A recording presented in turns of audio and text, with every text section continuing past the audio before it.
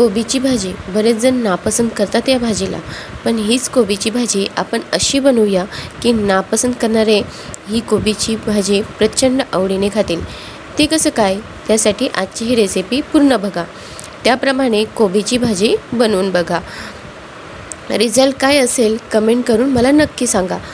नमस्कार, मी Deepali, cook with Deepali YouTube चॅनलमध्ये तुमचं स्वागत आहे।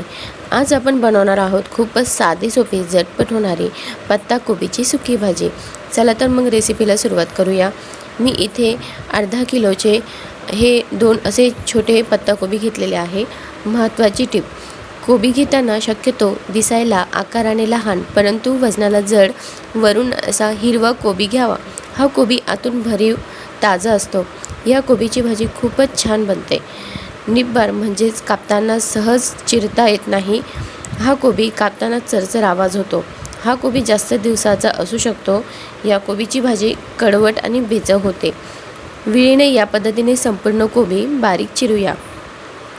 कोबी ताजा कोवळा आहे, त्यामुळे तो पटपट चिरता येतो आणि पटकन शिजतो। संपूर्ण कोबी चिरून झाल्यानंतर तो कढईत टाकूया। मोठ्या पातेल्यात घेतला तरी चालेल। कोबी चिरल्यानंतर तुम्ही बघू शकता असा फिक्कट हिरवा कोबी दिसायला हवा। आता चिरलेला कोबी पाण्यात पूर्ण बुडेल इतके पाणी कढईत ओतूया। गॅस चालू करून हाय फ्लेमवर कढई गॅसवर ठेवूया। 1 छोटा चमचा मीठ टाकूया। चमच्याने मीठ पाण्यात मिक्स करूया। उकळी येईपर्यंत वाट बघूया।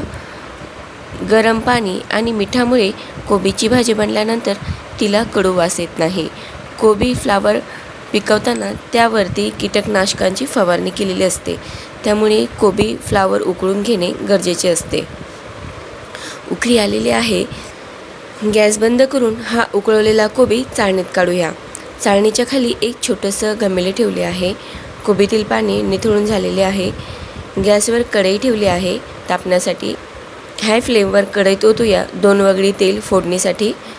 तेल तापताच त्यात टाकूया अर्धा छोटा चमचा मोहरी, 1 छोटा चमचा जिरं, 3 ते 4 बारीक चिरलेली हिरवी मिरची, 9 ते 10 कढीपत्त्याची पाने, 7 ते 8 पाकळ्या ठेचलेला लसूण, पाव छोटा चमचा हिंग आणि 1 छोटा चमचा हळद।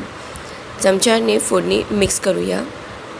30 ते 40 सेकंद सर्व साहित्य छान तळल्यानंतर या स्टेजला आपल्याला टाकायचे आहे पाव वाटी स्वच्छ धुतलेली मूग डाळ, पण मी इथे टाकायचे विसरले आणि नंतर ती मूग डाळ मी ॲड केलेली आहे।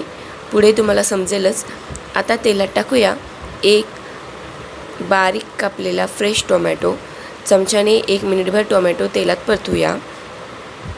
कोबीची सुकी खूपच चवदार भाजी बनवायची ही खूपच सोपी रेसिपी आहे। कुणीही सहज लक्षात ठेवून बनवू शकेल, फक्त करून नक्की बघा। 1 मिनिटानंतर कढईत टाकूया हा उकळलेला पत्ताकोबी। चवीनुसार मीठ टाकूया। आता टाकूया 1 छोटा चमचा गरम मसाला आणि अर्धा छोटा चमचा जिरा पावडर। हे दोन्हीही जिन्नस ऑप्शनल आहे, नाही टाकले तरी चालेल।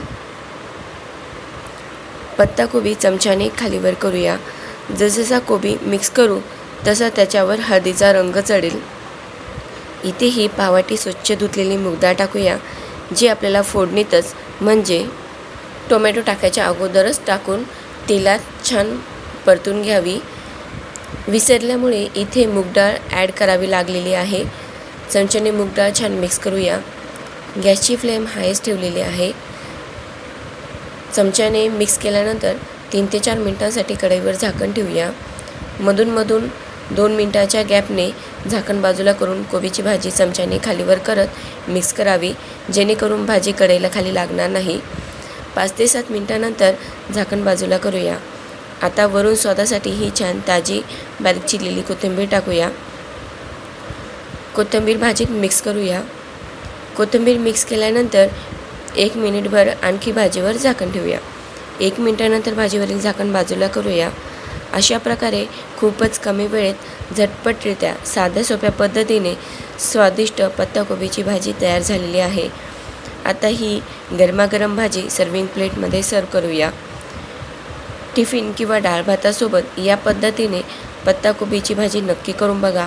रेसिपी आवडल्यास व्हिडिओला लाईक करा, शेअर करा. त्याचबरोबर कुक विथ दीपाली यूट्यूब चॅनलला सबस्क्राईब करून शेजारी असलेली घंटी दाबून सिलेक्ट ऑल करायला विसरू नका. लवकरच भेटूया नवीन रेसिपीसोबत.